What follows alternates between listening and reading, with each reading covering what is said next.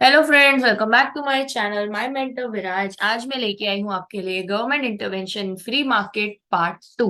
Last time हमने part 1 देखा था, आज मैं उसका पार्ट 2 लेके आई हूँ। तो जल्दी से सब्सक्राइब कर दीजिए मेरे चैनल को और फटाफट से कमेंट कर दीजिए कौन सा वीडियो आप देखना चाहते हैं अगला इस चैनल पर।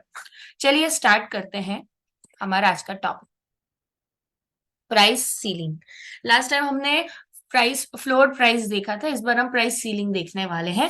तो फ्लोर प्राइस का मतलब जैसे कि आपने देखा था कि मिनिमम प्राइस होता है, उसी तरह से प्राइस सीलिंग का मतलब होता है मैक्सिमम प्राइस। ठीक है, मिनिमम प्राइस फ्लोर प्राइस, हम सीलिंग प्राइस मैक्सिमम प्राइस है।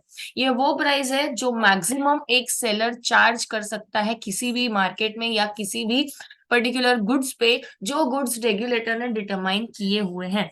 फॉर एग्जाम्पल, अगर किसी एरिया में रेंट फिक्स कर दिया गया है कि इस एरिया में 12,000 से ज्यादा कोई रेंट नहीं ले सकता फॉर 2 BHK, तो 12,000 से ज्यादा आप उस एरिया में चार्ज नहीं कर सकते। उस 12,000 या उसके नीचे आप बिल्कुल चार्ज कर सकते हैं।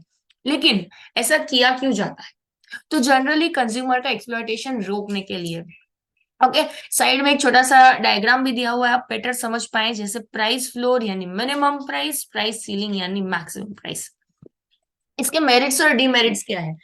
सबसे पहले तो मोनोपोली जो है वो डिस्करेज हो जाती है सेलर्स की, क्योंकि अगर वो मोनोपोली में चल रहे हैं मार्केट में तो वो क्या करेंगे, वो जो प्राइस चार्ज करना चाहते हैं वो प्राइस वो चार्ज करेंगे, इससे कस्टमर का एक्सप्लॉयटेशन होता है। और अगर वो एसेंशियल गुड निकली तो फिर उसकी क्वालिटी में कॉम्प्रोमाइज हो सकता है, इसकी प्राइस में कॉम्प्रोमाइज तो वो डेफिनेटली करेंगे क्योंकि वो मार्केट में अकेले हैं। और फिर कुछ अगर एसेंशियल गुड ऐसा है जो लोअर क्लास के पीपल अफोर्ड ना कर पाए, तो उसमें सोसाइटी में एक टाइप का प्रॉब्लम क्रिएट हो सकता है। इसीलिए मोनोपोली को डिस्करेज करने के लिए सर्टेन गुड्स पे रेगुलेटर्स प्राइस सीलिंग लगा देते हैं। तो ये बेनिफिट के लिए किया जाता है कस्टमर के, और मोनोपोली को डिस्करेज करने के लिए किया जाता है। लेकिन साइड बाय साइड इसके डीमेरिट्स भी है।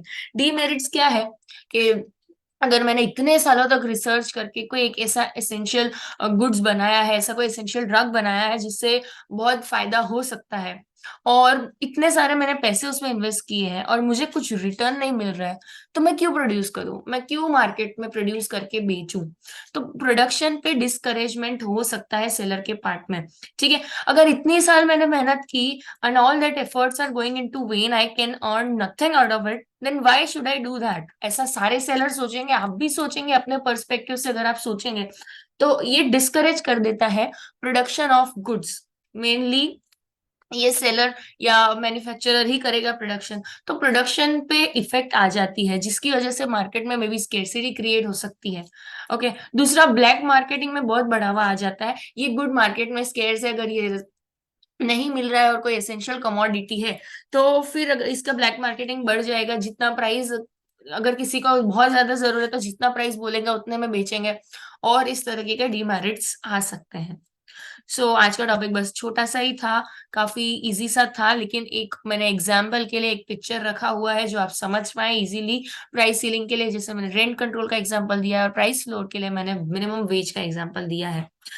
That's it for today. Don't forget to like, share, subscribe and comment below the video. आज का वीडियो आपको कैसा लगा? आज के लिए बस इतना ही। Thanks for watching. Bye bye guys.